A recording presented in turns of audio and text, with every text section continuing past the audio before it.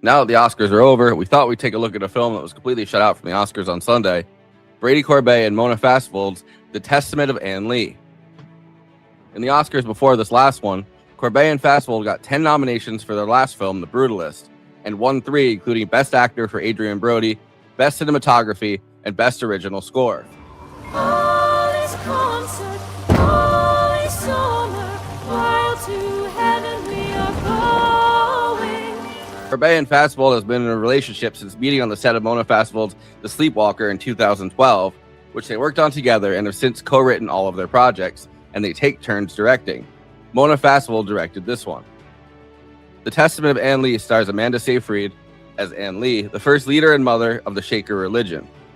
A lot about Anne Lee's life is up for dispute, as she was illiterate, and most of the written stories on her life were written by Shaker followers long after her death.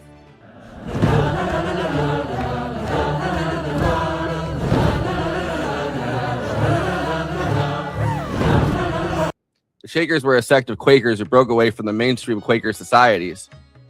Growing up in Manchester, England in the 1750s, bored of life as a cook in an infirmary and before that working in the cotton mill, Anne was drawn to the more dynamic religious experiences of the Wardleys, Jane and James Wardley, who had left the Quakers and preferred a version of Quakerism where they cleansed their sin through chanting and movement, derogatorily called dancing by outsiders but laboring by the Shakers. The Wardleys thought that Jesus was coming back soon and that the new Messiah would be in the form of a woman. In some versions of Anne Lee's life, she was viewed as the second coming, the female counterpart to the male Christ. But not all Shaker theology thought that Anne Lee was the female Christ. A different explanation merely has Christ working through her as the female manifestation of his spirit. After being persecuted and jailed in England and losing 4 children in infancy, Anne Lee is said to have had visions, leading her to proclaim that sex was the root of all human sin and our disconnection from God. From then on, the Shakers would abstain from all sexual intercourse, preaching to convert people and adopting children into their communities, but this also meant that they always have to be trying to bring new people in. The visions also told her to go to America, which the Shakers did. Anne's brother William, played by Lewis Pullman in this film, Mary Partington, played by Thomasin McKenzie, Abraham Standerin, Anne's husband, who she stops having sex with after the 4th infant dies, played by Christopher Abbott, Nancy Lee, Anne's niece, played by Viola Prettejohn, and John Hocknell, the guy bankrolling their trip to America, played by David Cale. But I saw it like through a glass, my vision shall come to pass.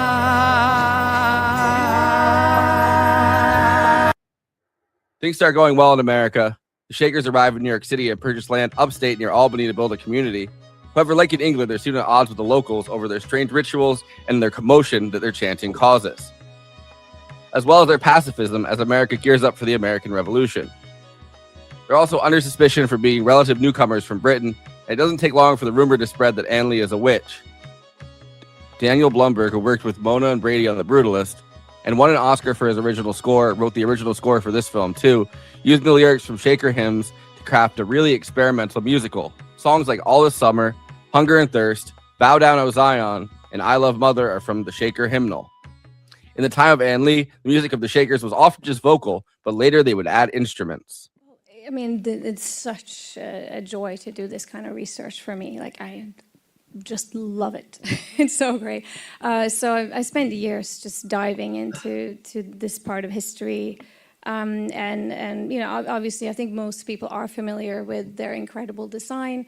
You know, the boxes and the chairs and the peg rails, and you know, even that this is sort of like the cornerstone of American design. Really, is shaker furniture, shaker design. So that was really available. But the rest of Ann Lee's story, certain parts of her life, there's only a sentence or just a few little bits and pieces that are available, and then you have to fill in the blanks by, you know, studying Manchester at the time and how people lived and how, you know, and then sort of drawing from that. But then after you do all that research, you also have to kind of let it go as you write and just say, now I'm telling the story, now this is my story.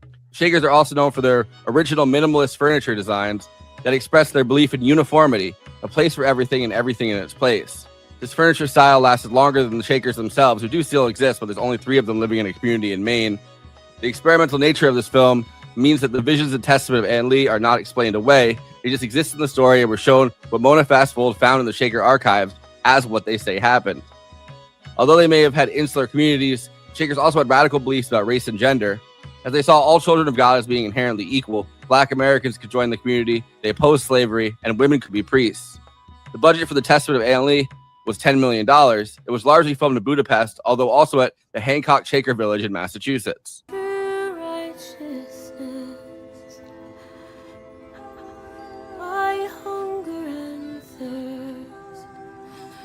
Before I introduce the panel, please like this video and subscribe to the Movie Night Extravaganza YouTube channel. Then hit that bell to get notified whenever we're streaming. Super chats are now open. If you have any pressing questions, send us a super chat, which helps me maintain the expenses for the show, which I am obligated by the rules of the Geneva Convention to stop everything and ask the panel. Another way to help us out is to become a patron and give us money every month. In exchange, you get access to all of our after parties, bonus content, and we'll tell you even more movies we watched recently. Patreon.com/Movie Night Extra. We have a Movie Night Extravaganza Discord. There's an invite link in the episode description, and we have a Letterboxd HQ account. So those are 2 more places to follow along with us. Our show gets simulcast, or if we're not on it at regular time, played later on This Space. This Space is a working class independent media collective. YouTube.com/ThisSpaceTV. Subscribing really helps out, or even more, sharing content from This Space and encouraging others to do the same. By working together, we can break through the algorithm. Okay, let me introduce the illustrious panel.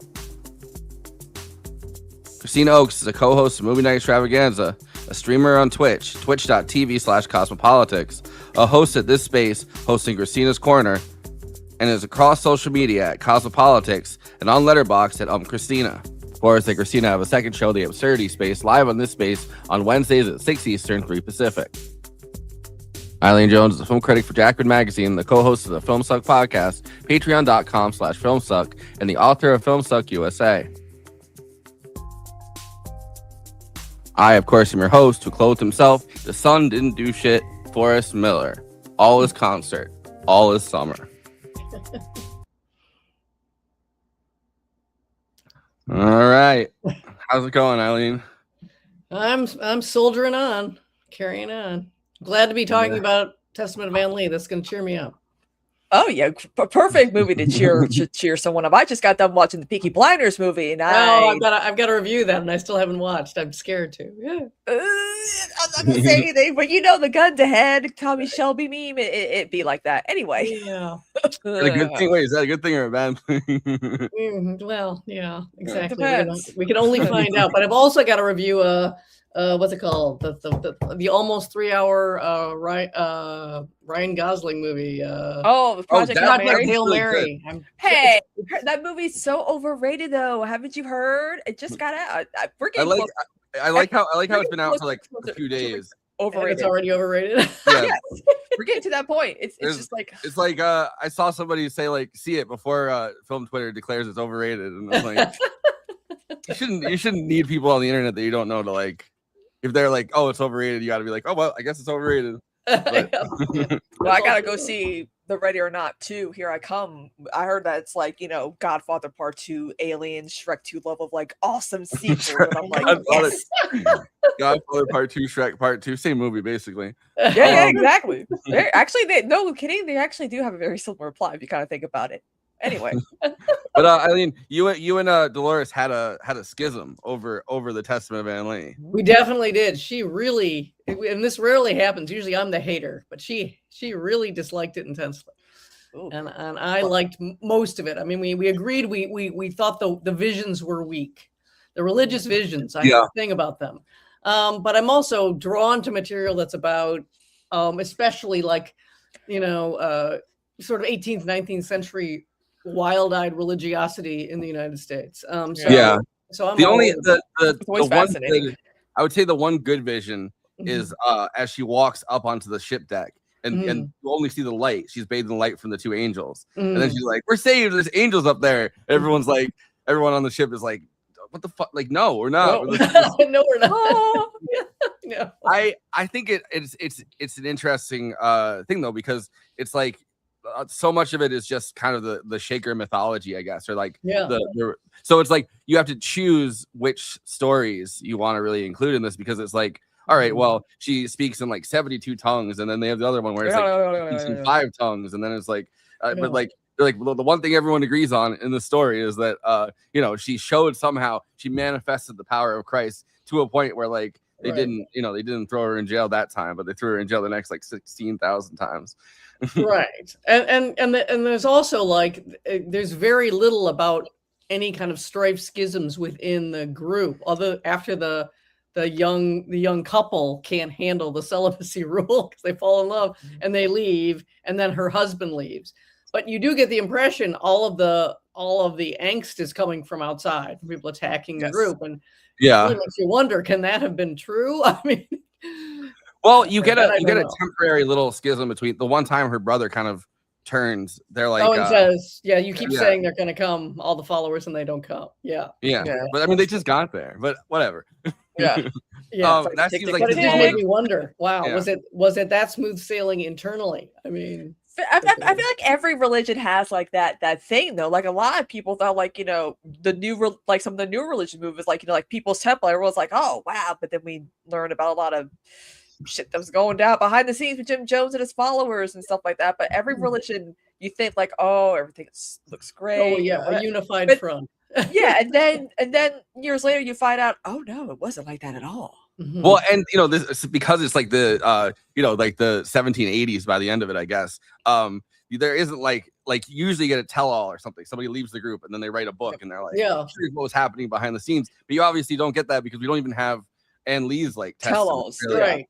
We essentially have Mary's tell-all. We did have William Randolph Hearst, running a media company to help expose. Do an expose.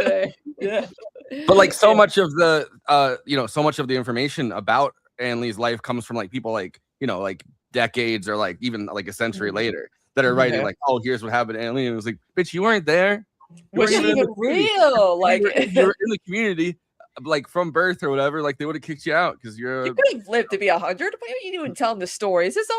I mean, there's been a lot of figures that have kind of like, were they real? Like, did these things that they become more of like a historical fictional type of like urban legendary like type of character where it's like, was this person real? Is this the real story? What happened, or is this stuff that's just been passed down to make their story seem more interesting and like mythological, if not, Well, it's so extraordinary that there's a claim she's the female Christ on earth. Yeah, she's so huge.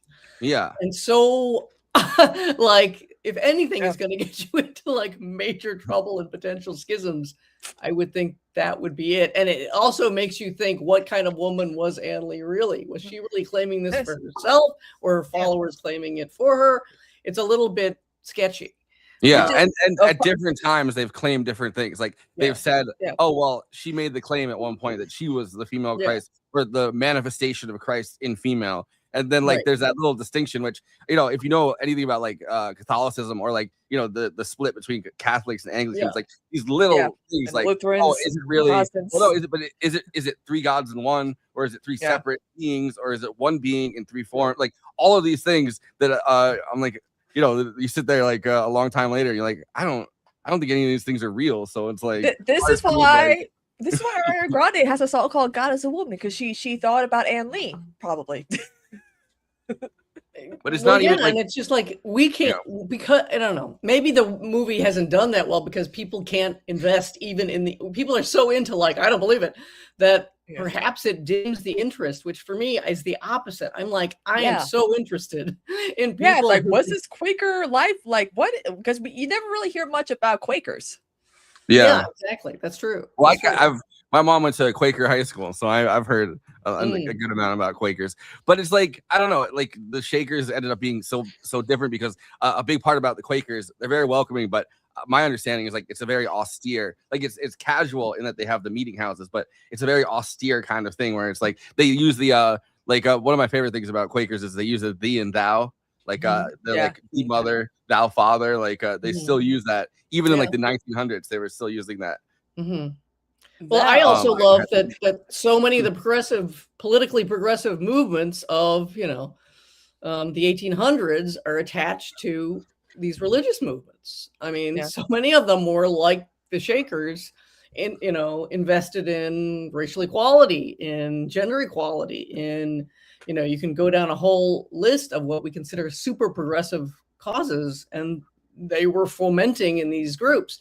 That's another thing I think the political left is not engaged with historically, and nobody wants to talk about it. A lot of people that so many strong left-wing religious movements. I mean, movements come out of religiosity, which I love. So that was, I thought, such a striking aspect of doing the Anne Lee story, and it didn't get nearly enough attention, I thought, in the movie or in the commentary on the movie. Yeah, it's interesting too because like again, like some of the because when people have a very, I feel like because evangelicals have difficultly like hijacked religion and expect you know religion to be a certain way, but then you also think about like some of the newer religious movements that were progressive, but again like People's Temple, there was a lot of stuff that was behind closed doors, and that kind of ruined the progressivism of like some of these religious movements. Well, yeah, in America now, you just think the right wing traditionalists and conservatives are aligned with religions. Yes, but in the old days, your abolitionists were often part of religious movements. Your feminists, your people forming utopian communities that were free love communities in a number of cases. So it's just a link that's been broken in contemporary life. But I wish more had been made of it. Like late in the film in America, you see that there are a couple of Black members of the Shaker group who are just treated like everyone else, and you're like, okay, fine, but it's just a kind of gesture toward it without going any further. Well, there's this picture that I found, like this image that somebody like illustration that someone had from the 1830s, I want to say, where it's and you know, slavery was very much still a thing, but in this image the men and the women are standing across from each other in the Shaker house, and then there's a couple of Black men who are like, you know, within the group of everybody else doing the dance. And it's like it's not even just that they're you know, that they welcome in Black men or like they welcome in Black women, like they also allow them to engage in this dance and this movement that they do all together, and with like seeing no difference between any of them. Or yes, and that clearly it's, you know, what we now call ecstatic, some version of ecstatic dance, and it's clearly a kind of, you know, if there's any eroticism that's coming out, it's in those amazing dances. The choreography in this film is just sensational. I mean, that was the talk of the film festivals. I tried to get into the Toronto Film Festival to see it, and every screening was sold out at any time. And that was the wow that everyone, you got to see what people were calling the musical numbers. And it's true that if those are the dances, and they're anything like the dances were, wow, no wonder they were controversial. Let me be a Quaker. Let's go. Let's shake in and quake in. I was so bummed out that I missed this, and because I didn't really. Like you were supposed to, because there was a viewing at near you, right? So Amanda Seyfried moved to the Catskills, which is like right up by where I am, like a little bit further, like north, and in I want to say in Saugerties, which is like 20 minutes for me up north a little bit. She did Upstate Films just opened up like another movie theater, and her so Amanda Seyfried came and premiered this and actually like gave a talk. And I wish I had like known that and I would have gone, but I found out the next day it was like, here's a picture of Amanda Seyfried, introducing the Testament of Ann Lee at Upstate Films, and I was like, oh man, like I don't know, I never find out about the things like they had one with Kill Bill, and Uma Thurman came and gave a talk, and I found out the next day as well. And I was like, that's terrible. In both cases. But yeah, and that's another thing. Seyfried is so great in this movie. It is a heinous snub that she was not nominated for best actress. If you ever want to see a woman carry a film, she's incredible in this film. Well, also too, this was also the same time that that Maid movie with Sydney Sweeney had come out too. So like she was giving her thoughts about like Charlie Kirk and like, you know, talking about like how fuck him, exactly socialism is awesome, and I'm like, yeah, no wonder she got so they want her going all political probably. Oh, and that's so clearly what did it, because she was being talked up. She was gonna obviously she was gonna be nominated, and then she gave those interviews, and the next thing you know. Let's be real here. If Amanda had gotten nominated, she would have been like the sweep of like the actress and not Jessie Buckley in Hamnet. Because I was like, really? You know, Jessie Buckley was great. You got to give it to Jessie Buckley, even if you hated Hamnet. I mean, she was carrying it like incredibly. Reality she TV gave star multiple to actress, which I love those stories though. Because I was like, reality TV star to actress. Well, it's like with the Amanda Seyfried, like a lot of people were like, you know, she did the Mean Girls, and we really didn't hear much about her because she did the Jennifer's Body, and then she started like do like Mamma Mia and other stuff, and she's really come along as an actress, I think. But she also started. Well, the reality TV show was something to do with singing, and there's this clip that was going around of Liza Minnelli for some reason was on this UK show with Jessie Buckley, and she's like giving her advice, like because I guess she came in second in like the singing competition or whatever. Right. Yeah. Here's Amanda Seyfried and Jessie Buckley in a musical together. Hey. Yeah.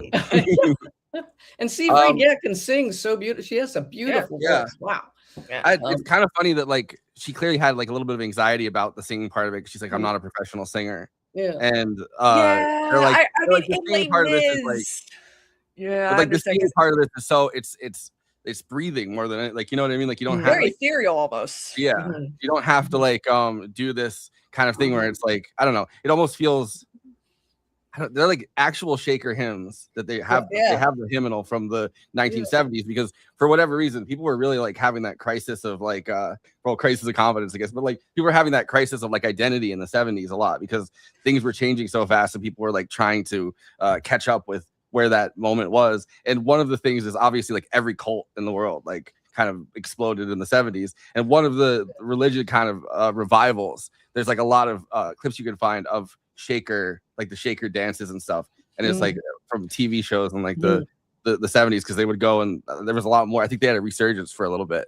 Yeah. But it's like it's hard to imagine like it's kind of like it's not self-perpetuating at all because of the fact that you have to be celibate and you can't have kids. It's amazing it hung on as long as it did. But I mean, there's all that dancing, seeing these people's bodies move. I mean, how can you control yourself? Well, yeah, but also just tying the only hope for equality for women was tying it to we've got to get out of this sex trap.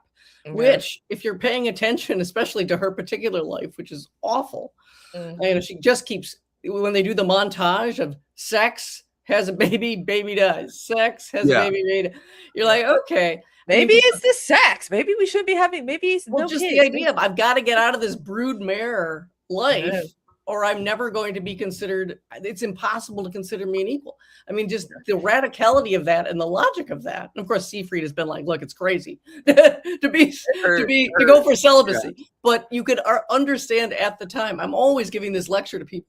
Sexuality at that time is so horrific, and people just will not wrap their heads around it. For women, especially, but the amount of sexually transmitted diseases that are incurable. If you get syphilis, you're gonna suffer and die to the extent it's so god awful and it's so contagious. It just comes like, oh my god! And if you're a woman and you survive in all those childbirths, your body is just going to be worn to a shred, and you're going to die at 40 or something. Most cases, it's awful. So everyone is always like, "Oh, but come on, hot sex." And it's like, I don't think it was hot sex. It really, for so many people, bathing too. Like, scary, terrifying potential, lots of potential for terror. It's like when you really watch terrifying. like period dramas and stuff like that, you're always thinking, I'm always, because everyone's like Bridgerton or whatever, like everyone's like, oh, sex. I'm like, yeah, but everyone smells probably in these period pieces. If you think logically, like of the time, you're like, oh my god, this person probably has diseases, have like Well, the one kids, in this, right? When they the stink. I mean, not like the one sex scene that's not Amanda Seyfried is the niece, and they're going at it in the outhouse. Yeah, because that was the only place they could really find. So it's like behind the house in the toilets. They're in like the toilet. It's got to reek. Yes, but yes, that's true. But they needed to do it. Mm. But I guess we should go over the plot. All right, Anne Lee is born in Manchester in 1736. During childhood, she and her younger brother William work at a cotton factory. One night, she witnesses her parents having sex and associates the act with sin. During a meal, she says she knows what her father does to her mother, and he beats her hands with a switch. So that's the. Okay, Joseph Jackson, what's going on here? Okay, like, come on now. I mean, wait, exposing your kid to sex at such a young age or whatever, like, yeah, your kid's gonna find it to be weird. Well, yeah, and it's followed up later when she's having sex with her husband and he's into light S&M and insists on giving her beatings before he's actually one pamphlet that like his. I mean, maybe he was into stuff and you don't know about it, but he reads like one pamphlet that his like the apprentice leaves behind, and he's like, okay, I guess I'm into BDSM now. I guess this is what we do. Yes, every time. Yeah, exactly. They're the mechanics. That's all you need to know. So the punitive quality of sex is being driven out. Yeah, exactly. But it's also like, I mean, I'm assuming, there's no sexual education. Obviously, there's not even like, they don't even teach you to read. So it's like, if you get a manual that's like, here's BDSM stuff. Of course, that's how you think sex works. I mean, most women did not know a thing about it until it was the wedding night. And then there are times where they're like, what's a pinnacle? What is this? What is that? What am I supposed to be doing? And it's like, they didn't know. Especially when you've been raised in pretty draconian religions, to have to suddenly be confronted with this is what you got to be doing is going to be quite a terrible shock. Yeah.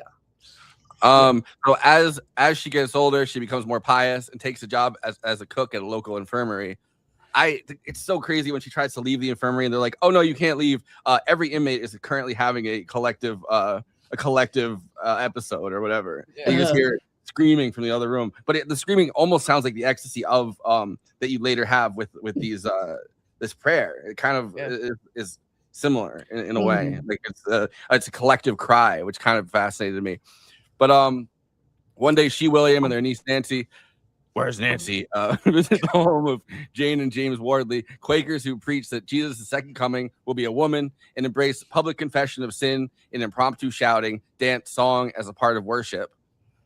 Which is like this movie does a really good job showing you like the utter boredom of this life, right? Like she has to work. First, she's working in like a steel mill or whatever at the smithy but she's working like first at like a cotton mill. She's doing all the stuff with the cotton, which is it's an English cotton mill, which means that like it's probably like American cotton going through the thing once it's been already picked by slaves in America.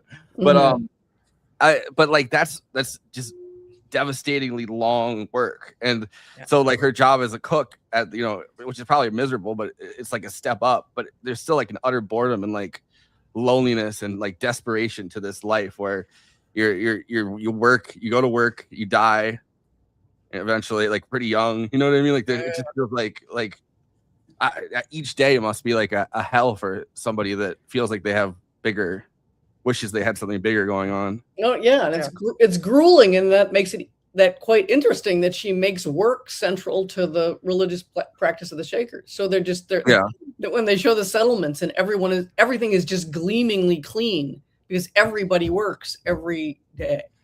And of course, you can't help but think that's another way that you handle celibacy. Yeah.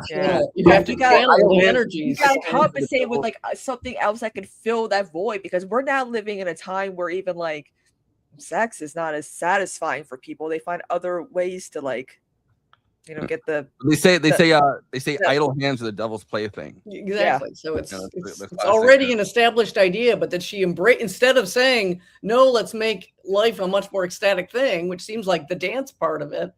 But at the same time, she's combined that with an intense work ethic. One of the saints is all about this, that you have to find a kind of work to be a tremendous spiritual practice, which for most of us who have to do housework or whatever is just like, oh my God, how the hell you do that? I do not know. But the repetitive tasks have to be imbued with all of this fervor.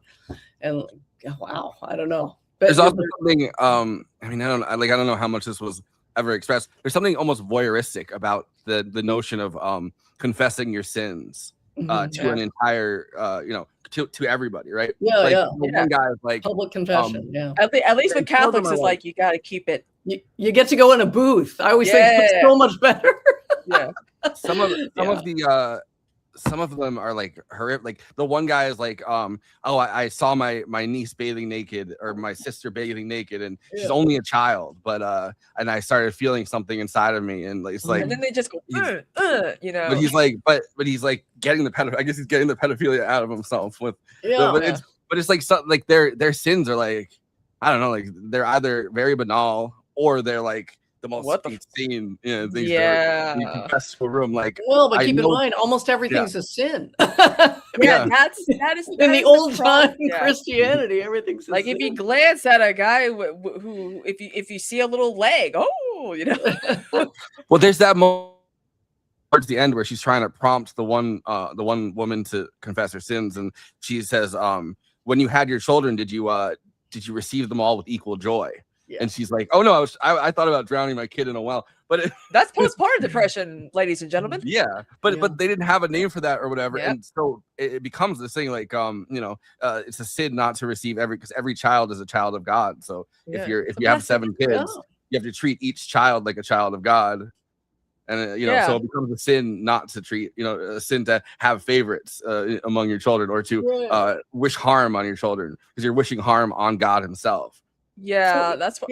It seemed really impressive. I don't know. I thought that was impressively radical that you were going to be confessing things like that. That's really transgression. I mean, and the whole community is going to kind of embrace you. I mean, with People's Temple, they actually just beat you up. You literally had to they made you sign like blank pieces of paper, and then they would type up something, say that you did something as if like a form of blackmail, and they would bring you to the floor. And they would tell you that you did this, and you go, and then you get like there's that famous hours. There's that famous group that split off from AA, Synanon, and Synanon's big thing was the game, which the game is you have an entire group of people that are all alcoholics or drug addicts, and they scream at each other, and you have to try to find the weakness of the person to like radically break them down. And it's like cult activities, which they ended up going so fucking insane that Synanon ended up like bursting it, but not before they'd spread their like rancid seed every single. I feel like the manosphere would have loved that. Yeah, but they every single wilderness program, the troubled teen industry, all of those things are all program. So they did that, and then they went, well, I guess we're done. But one day she, William, and their niece Nancy visit the home of James and James Wardley. Quakers who preach that. Oh yeah, I already read that part. And becomes a fixture within the group of shaking Quakers. I like the shaking Quakers. And Mary's fellow believer Abraham. Anne's trepidations around sex are worsened by her husband's interest in sadomasochism and oral sex, as well as the tragic death of all 4 of their children in early infancy. Oof. And that it's such a hard. It's just a lot. Yeah. That's a rough. Also, who taught Abraham about oral sex? Did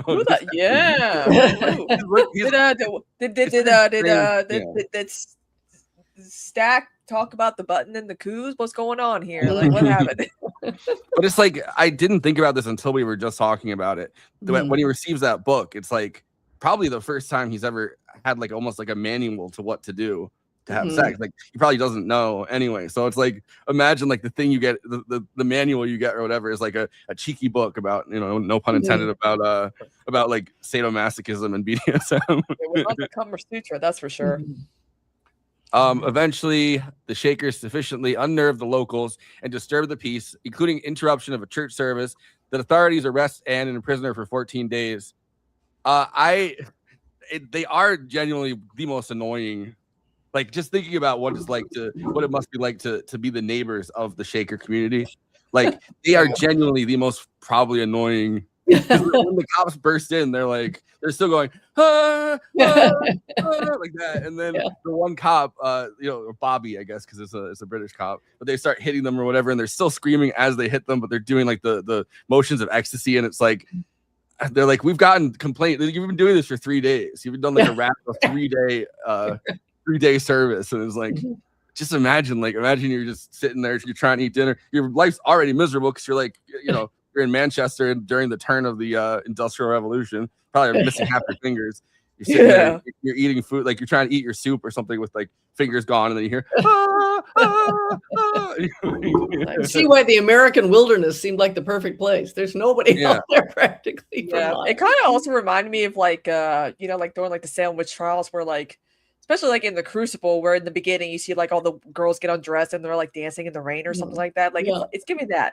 And also like the dancing plagues or laughing plagues, like these weird, like contagious group like psychosis where people like communities just all come down with like a weird, I don't know what to call it, but it kind of reminded me of that almost. Well, I didn't think about this until Eileen said the thing about syphilis at this time. And it's like, you like people might have that collective, like your brain goes pretty fast with syphilis. Rots in your head, basically. So it's like you can see, I mean, on top of, there's like the famous thing where it was like the dancing plague or whatever, where they had the and that was like they ate mushrooms that they either knew or didn't know were hallucinogenic mushrooms. So there's like all these different things, but it's like you could see people in a community of people that like spread syphilis to each other, because you're only having sex with each other. In this, you probably never going to go more than 20 miles from where you live, like at most. So it's like someone must have slipped in to be the main carrier, Typhoid Mary of syphilis, huh? But it's like you could see this collective breakdown in that way, like when people had these, people were seeing visions all the time, and it's like, yeah, well, also your body is like ravaged from disease. You probably are seeing visions quite frequently. Well, we should also emphasize that a lot of the protest is over her being a woman who's preaching, and that one of the things she loves about the Shaken Quakers is the woman who's she's married, but she's taking a leading role as the preacher, and that's and they have this solicitous, flirtatious relationship.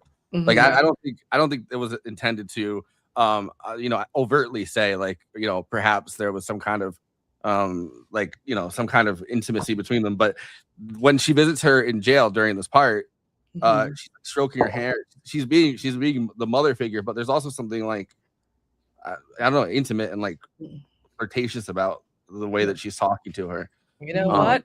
Maybe back then they coined the term "mother is mothering," perhaps. But that's why I said Gen Z should love this movie. She hates sex, and she's called mother. All over this one. and they're singing and dancing, like good tick. You know what, this film should have been like one of those where it gets clipped all over TikTok, like in reverse, like mirrored backwards or whatever, with like here's what's going on, and when you hear like the actual dialogue, because for like the ADHD brain, that's like a perfect scenario to like look at. I will say though, they should have gone west. They should not have gone east, I think. Yeah, west. I get it. Because they started spreading to the east, and they should have gone westward, which is where, I mean, Pennsylvania, William Penn is the famous Quaker. Like that was a very Quaker friendly state. It was like a Quaker colony, essentially. They should have moved that direction towards the wilderness. They should not have moved to Massachusetts, more than anywhere else, Massachusetts, and it's like that's where the witch burnings already happened. Like those are not people. Those are the people most likely to fucking kill you at this point. A woman preaching, possessed by the devil, perhaps.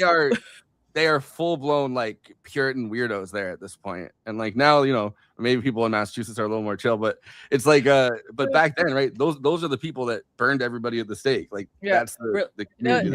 It's like that, really, burn the witch. I have a spell to summon big booty Latinos. Release the witch, Well, it's certainly true. That's what happened with the Latter-day Saints, the Mormons, is they had to go west. Yeah. Right. They all lived in Utah, and they all lived happily ever after at the end, right? It doesn't get talked about enough that I mean, I think it's closer to where you are than where I am, but I think it's like Western New York rather than up like Northern New York. But that's the Mormons started in New York, and they had to Yeah. move out west. They did and got driven out. They kept getting driven Yeah. out. Yeah. Actually, downstairs, sometimes like the Mormons, they actually like the LC, they actually rent out some of the apartments here for like a year or a few years, right? And you can tell because, you know, obviously with the way they dress, like the women are dressed conservative, guys, and they were trying to recruit me, and I'm like, you don't want me. All right, the trick to it is you have to act like there's a possibility that they can recruit you. You have to talk to the elders, and you have to say, "But I have these these things that I need done in my house," and they'll do they will come to your house to do those things. They're very They would be helpful. washing everyone's cars at like 4 o'clock in the morning. I'm like, go to bed. Everyone sleeps at 4 a.m. I had a friend that except for Forrest, he doesn't sleep at 4 a.m. Yeah, I don't sleep before. But my friend's grandma had converted to Mormonism.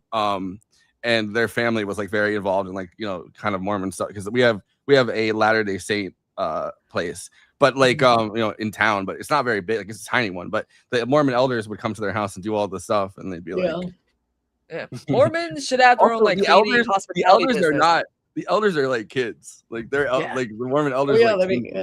They become elders quite young. But she has a vision of herself levitating and of Adam and Eve in the garden, which she takes to mean that original sin was fornication, and therefore humanity must abstain from marriage and sex. She shares with the other Shaker leaders, and they determine she must be the female Messiah. He's the Messiah. I'm not the Messiah. What is a woman? He's not the Messiah. He's a very naughty boy. Renaming her mother Anne, William ends his secret homosexual relationship with his lover and commits to supporting Anne. Yeah, find yourself a good beard, you know, like we love that. I mean, I liked that they had William, which I think there's some stories that say that he dealt with like homosexuality as like something pulling him, you know, but you know, who knows if it was written later. But I like that he's dealing with, like, he's in a relationship with a man, and that's like, you know, the most sinful thing you can really do in this moment. By celibate wife and end this relationship. You know. After an angry crowd injures Anne and her followers, they elect to leave Britain for New England, funded by Hocknell, a wealthy farmer. You never think about, like, a lot of the people that are wealthy at this time, I think are people that own the farm. They own the farm. Not farmers, but like, they're not actually working on the farm, they own it. They own it. They sail aboard the Mariah. Another time, by the way, they're so fucking annoying, and I feel so bad for the crew of the ship. There's Oh, that's a hilarious scene where they're all yelling, "Shut up!" Because they're like, they do the Yeah. and then they keep doing it, and then they're like, "Shut the fuck up!" And they're like, and they keep singing. They're like, you know, they're like, "Oh, this concert, shut up!" I know that is like the Monty Python thing, John. Yeah. Eileen, I was thinking that. I was like, wait a minute, this sounds like a Monty Python bit. There are moments in this that are like very, very funny. Movie. Again, I get it. You know.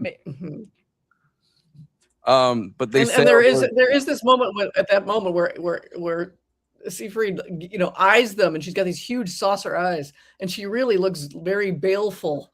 Like, are you going to try and take me out? And I was a little sad it wasn't followed up. Like, you know, she's a seer. She actually has visions that apparently come true if you can buy any aspect. You know, she's the one who sees the angel, says we won't die, and then they don't die, and blah blah blah.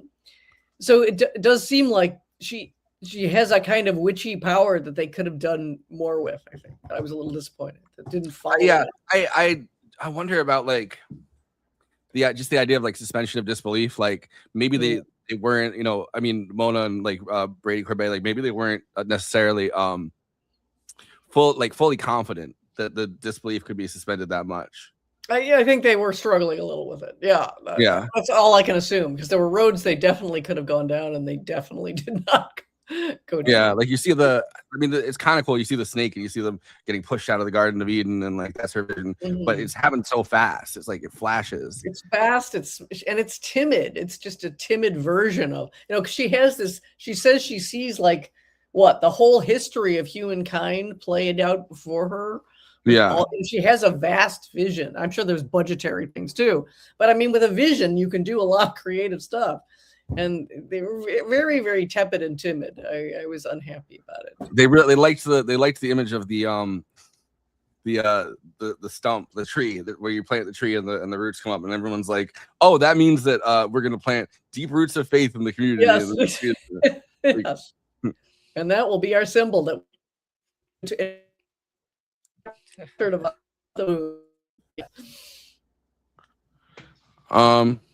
Upon arriving in New York City, Anne sends William and the other men north to find a land for their community. The men are guided by a vision Hocknell has, which includes his finger wagging uncontrollably after 3 days of prayer. The shaking digit points him to the Meadowland site. During the months spent waiting to hear back from the men, Nancy, following an assignation with Richard in a privy discovered by his father, leaves the community to marry Richard. Abraham leaves Anne frustrated with the marriage and lack of sex after bringing another woman into Anne's bedroom, having that woman perform oral sex on him, while Anne turns her back in disgust.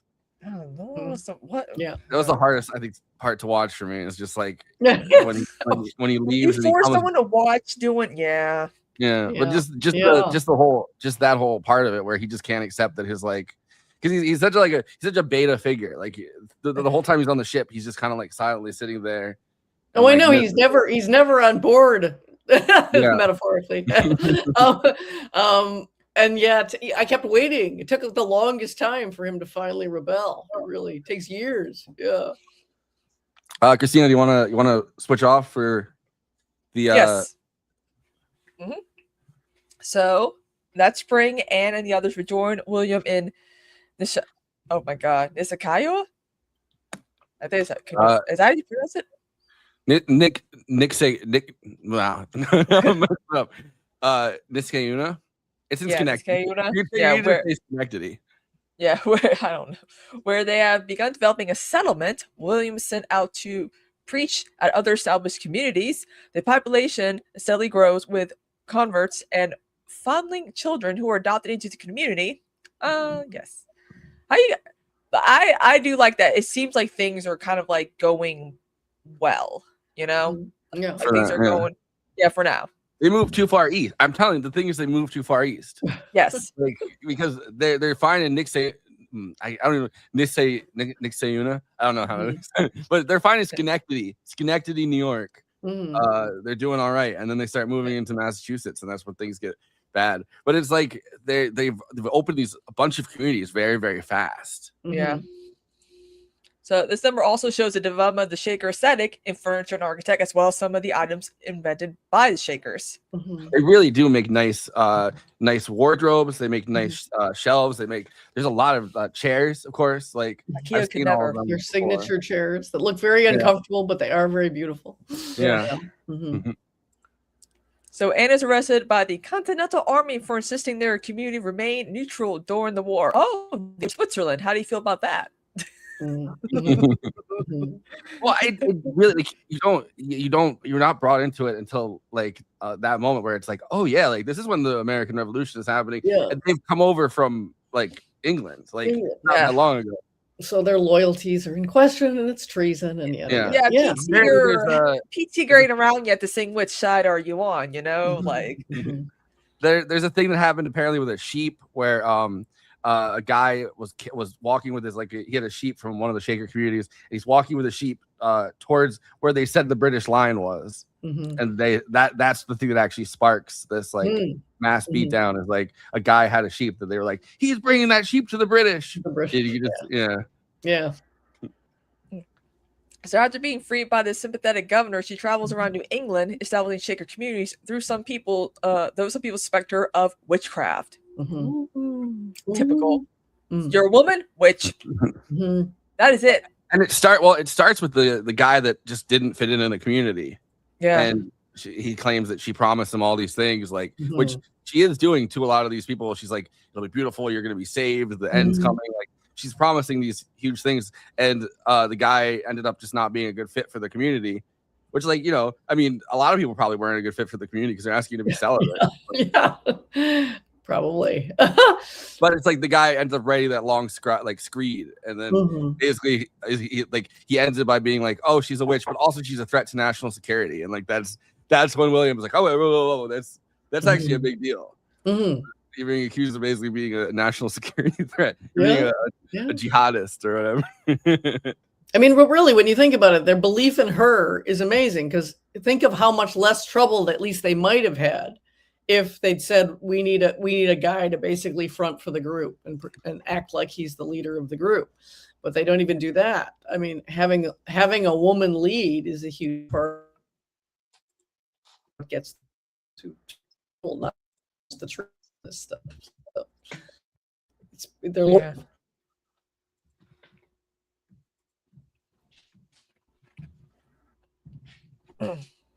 okay, I think. Okay. All right. Okay, I'm losing you guys. Technical difficulties. Oh no. Yeah, that's right. Yeah, Want me to keep going? StreamYard's, yeah, keep going. StreamYard's been weird for the last couple of days. It Yeah. like Oh, knocked me off. okay. Yeah. Yeah. So, Anne recruits new followers at a local farm where they are attacked by an angry mob. The farm is burned down and several Shakers are beaten and killed. And while telling the Shakers not to retaliate, is stripped naked below the waist by men who question her gender, calling her eunuch, and it before pronouncing that she has the proper parts but is not a woman. Mm-hmm. Oh. Yeah, they transvestigate her. Yeah, that. Oh, when I saw that, I was like, oh god, this is like early transvestigating happening. Mm-hmm. I mean, this, you would think that something like this, would definitely like hit hard today, considering what we now learn what Tennessee's trying to do with transgender people in the state. Yeah. Mm-hmm. There's whenever it's something like that, there's such a latent sexual element to it. Oh, absolutely. It's clearly handled as it's a rape. It's, yeah, exactly. Yeah. Mm-hmm. It's just, it was very hard to watch. Mm-hmm. Yeah. Well, because at the same time they're beating the brother to death. Yeah, there's just a lot is going on. It's a brutal scene. Mm-hmm. Well, and the whole, you're right. We can declare you not a woman if you have the following qualities that we associate with men, which are like power. Yeah. So that kind of we're the ones who get to define. You're right. That's a powerful sequence that didn't get enough attention, I don't think. The movie just didn't. After it was such a triumph on the film festival circuit. It really didn't seem like it got the attention it deserved at all. It had been because of Amanda Seyfried, talking her politics and stuff like that. They were probably like, oh, but as you mentioned before, Eileen, this is a very almost like very progressive type of religion in a weird way. I mean, having her, being, in charge or whatnot, and the dancing and the singing, because when we think of religion, we think of just sitting, praying, listening to listening to the guy at the podium or whatever. But like, some churches nowadays have like folk music, everyone's standing up, singing and dancing. You kind of might, give credit that the Quakers were kind of responsible for that, because a lot of people have been doing that. And I feel like, maybe they don't get the credit, for starting that. Well, that and the black church, that always was being held up as the ecstatic, community. Everyone can join in singing, in moving, in dancing. That's the alternative to Protestant, white Protestantism, basically. Yeah. But there's like such a there's such a an utter rejection, not all the time, but at certain times of like women being priests or women being involved in the community. Like I was reading recently just this book Gotham. That's like just a long history of New York City, like from like the founding. And there's so many times where just there's that moment of like I don't want to say counter revolution, but like just reaction, I guess, where women will be involved in all of these charitable things, and women will be involved in all the, and then there's a moment where it gets men decided it went too far, and they're like demanding that women stop doing charity, or demanding women stop being as involved in the church, or like there's all of these things where it just, I don't know, and it flips on a dime, and you can never really tell what it's gonna, because everyone always talks about this now, because we have these moments of reaction all the time, and it's like people are like, well, we can't go too far, and it's like, but you never really know what too far is going to be. Like, yeah, I mean, look at the Catholic Church and all that. Like, that's why a lot of people are like, that's why we can't be ordaining women to be priests or whatever. We got to have them be like nuns or this or that, like their own special little roles, without them having actual like head power. Right.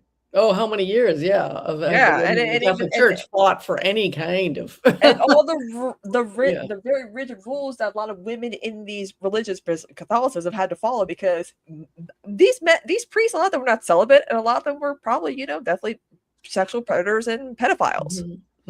They're trying to take down my boy Pope Leo right now because I guess they're claiming that he was involved in the 1970s with a Pachamama festival when he was in Peru, like the Peru. So like that's the Earth Festival. So it's like this, I still cannot believe we have an American Pope, because I remember, you know, because my Oma, big Catholic, loved the Pope, whatever. So like when she passed away, and then they were doing like the Pope, you know, like they had like, you know, the list of all the like all the potential candidates, and I saw like someone make a TikTok with like like, you know, sports, you know, like the ESPN whatever. I'm like, this is exactly what's going. I'm like, this is basically like the NFL draft for Catholics. Right. but you want to bring it home? Yes. Oh, they also accuse her of witchcraft. Badly injured, Anne recalls her childhood with William. During their journey home, William dies shortly after, while a prominent follower and the movie's narrator, Mary's blinded in her left eye. A year later, Anne, who never recovered from the attack, dies at age 48. She's buried in the village, now a thriving, self-sustaining religious community. The credits mention the peak population of various Shaker communities, and that there are only 2 Shakers left as of July 2025. So there's a third now, apparently. Yeah. Woo, can I be the fourth? I could just say the fourth. But you know what's a little sad is if you can get around your head around the celibacy, which we no longer can because we all have birth control and most of these diseases are curable, et cetera, et cetera. Yeah. Think of like all of the people who are orphaned. Think of all the foundlings. You could have seen it as a religious movement that could have taken care of potentially of a lot of social ills if it had been allowed to kind of flourish. Yeah. So again, I do think the movie hasn't quite been as radical as it could have been. It could have done more with the implications of because all those utopian communities were about reimagining how we live. Let's do it differently and do it better. Like I guess it's probably 2 generations down. It was like Fanny Wright, who was preaching, you know, I mean, utopian socialism, but also just like not getting married and you know having more of a free love. There's the free love colony. And it's like that really freaked a lot of people out. But at the same time, the social ills, right? Like New York State abolished slavery and slowly abolished it pretty much, so that in like 1799, the first slaves would be free. The children, so they freed children, and then in 1827 or something, they freed like more. Like so, they did it over time, and you could see a community like this one getting, people who just don't have anywhere else to go, who are slaves, and they're like, all right, well, you're free now, and we don't really want you around the community anymore. But like you can see a community like this taking a lot of people on. Yeah, it could have just been a sanctuary haven that expanded the numbers in an extraordinary way. Yeah, there's so many. There's such a lack of places for people to go in. I'm just thinking of society right now. There's so many people who would like to do useful work, feel at one with the community, and there's just nothing. That was unfortunately kind of the whole point of Jonestown, Yeah, no, that's where cults have always, I mean, there's a lot of I feel like there's more cults than ever right now. Yeah, because it always starts with a religion. I mean, because the thing is, no one joins like a cult. You join a political organization or a religion or a church, and your community with people, and then one way or the other, ego and definitely ego and drugs kind of get in the way, because when you look at like some of these religious figures, you're like, oh my God, what happened to them? And I'm like, ego, money, drugs, getting high on their own supply. It's kind of extraordinary if you think about it. I don't think, as far as has anyone ever heard of in the Shaker community there was a sex scandal or abuses of power? I've never heard of it. Yeah, it's crazy. So but now it's like it's kind of like part of like the norm for like churches to have all these types of like abuse and sex scandals, and it's like, maybe, I don't know, it's just fascinating that it's kind of like part and parcel of like the culture now. The thing that kind of fascinated me about like looking into the Shakers a little bit is that you look at something where it's people that are proclaiming celibacy, but usually those are like, hey, the men are going to stay over here, the women are going to stay over here. And we don't trust that these people are going to, if they intermingle, they're just going to want to have sex. Right. And in the case of it seems like they're dancing together, they're in community together, Yeah. they're trusting Hormones are racing together. You never know, you know. they're trusting that people are going to be able to well, number one, find busy work, because devil's hands they're all going to work like hell. Yeah, work. They got substitute. So they can be very tired at night. But also, you can also voluntarily just leave if you can't take it. So it's like there's kind of, I guess, an assumption that, and I'm sure that there's like a lot of shaming that goes into it too. But like, there's an assumption that if you're like, I don't know, if you want to, you can just leave the community. Like, you no longer believe in the values of the community. But it certainly seemed like the movie at the end, you spend all this time now showing the workings of the spaces and the people. They file in, and file out and move about the spaces, and the spaces are beautiful. They're super simple and spare, but they're just glowing with light. And I think there's no question that the movie is trying to present this as a kind of utopia that should touch us right now, because it has everything we don't have, especially in America. We tend to live in ugly, loud, cluttered, nasty communities. America, most certainly cities, most towns are quite ugly. Yeah. We don't have a strong aesthetic sense in most of our communities. Yeah, like a lot of people wonder why all the McDonald's and Wendy's, they all look brown. I'm like, it's because of Wall Street and insurance. Yeah, our whole system just doesn't give rise to the aesthetic, the beauty of the workmanship and the aesthetic qualities, because that's all labor intensive and cost intensive. Yeah, you have to have it as a priority. I mean, look at cinematography. You're in yellow. I mean, come on now. Like, it's there's also like, it's a community free from capitalism. Exactly. Like, there's no working for the common good. Yeah. Yeah, and on top of that, they have the moment where they say they were trading teachings to the locals in exchange for goods and services.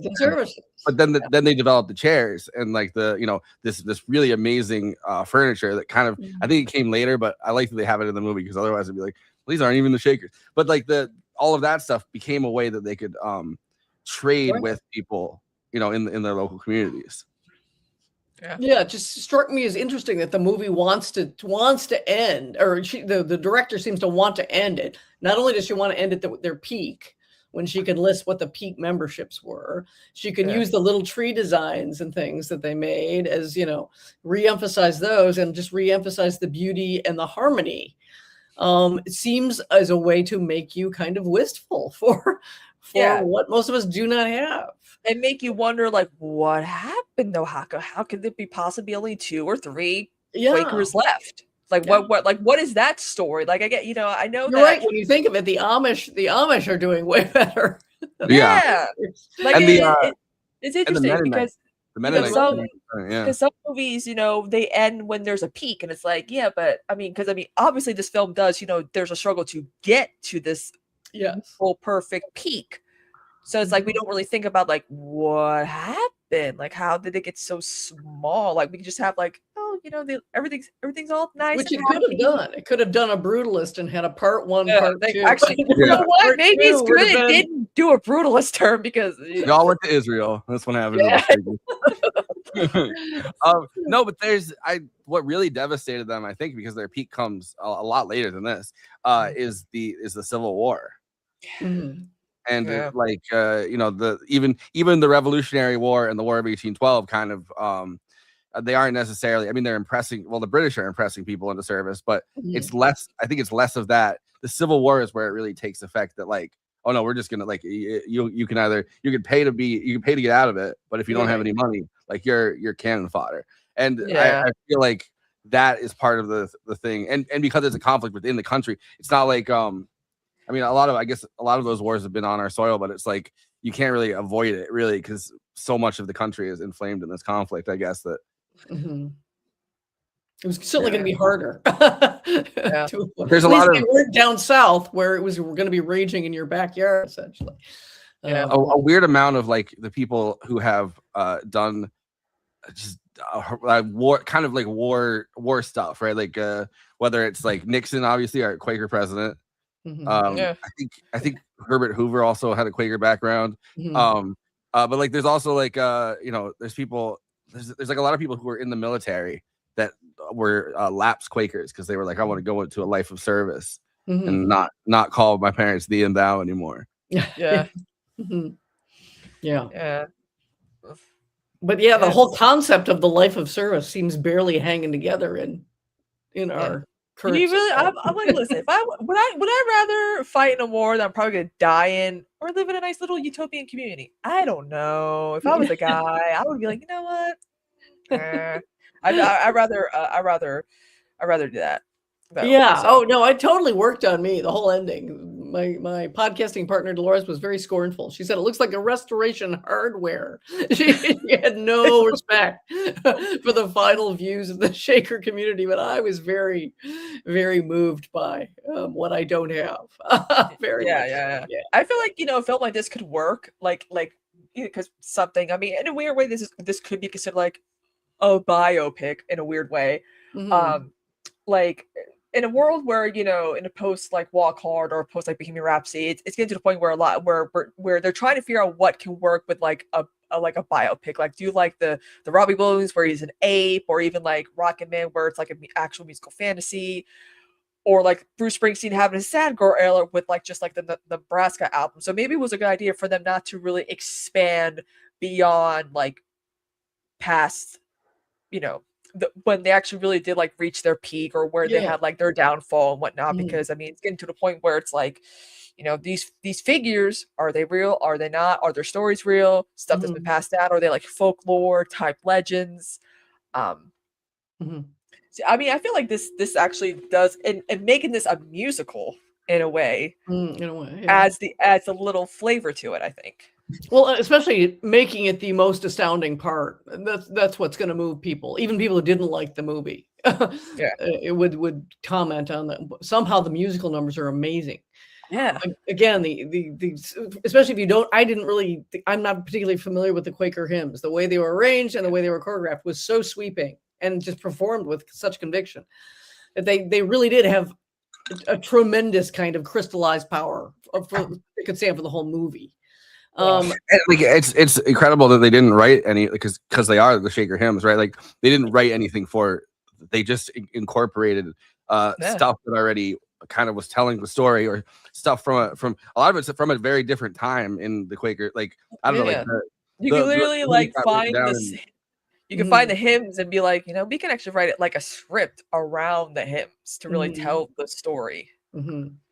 And which they kind didn't of makes me just want to ask, why did she want to do this movie? I mean, I like this movie, but it's an interest, and usually we don't get interesting choices. So many movies are just like, like a movie about like the leader of the Quakers. Like, I know who left? Why? This is like not an obvious choice. So I mean, that was part of what I loved about it. But like, why do it? Yeah. So she's talking about her research process. I can't remember if this is the clip where she says anything about like why this originally. But did you do that? Because I know a lot of people in the room are like, how do you fund a movie? So we would welcome any insight you had. Well, it's a lot. We made a teaser for this movie. So we shot in Massachusetts, like a pre-shoot for 2 days. We choreographed a piece. Celia did a piece for it. Daniel did a song for it. Amanda came and we got caught in the snow and our trucks broke down and all those fun things. But at the end of it, we had a couple minutes to show like what this film would be, and those minutes ended up in the movie. And then we showed that to everyone to say, hey, look, this is what the total art will be. And we gave them a script, and almost everyone passed. And and then so essentially a proof of concept that you were able to send people for look and feel and tone. Yeah. I think, but you have to do it as something that you truly is part of the movie. I think it's important. Like we shot on 35 millimeter. We really just started making the movie, and then tried to find people who wanted to make it with us, and then and also it's an ambitious, bold, visionary idea and film. Thanks to Mona, and so it's easier to sell that. It's like we could we're trying to make radical, impossible cinema in an era where that's becoming harder and harder and harder. So for the right people, that's an exciting pitch, because you get to be part of something that It's only the true believers are on board with this. Yes. And tell me about the research aspect of assembling the story, both from the writing side, but also just making sure that everything was accurate while allowing yourselves some artistic license. But this is a very unique period of time in the world, unique clothes, unique production design, the furniture, et cetera. How are you researching this and then you sort of being able to weave this into the script? So maybe either one of you. Well, I mean, it's such a joy to do this kind of research for me. Like, I just love it. It's so great. So I spent years just diving into this part of history.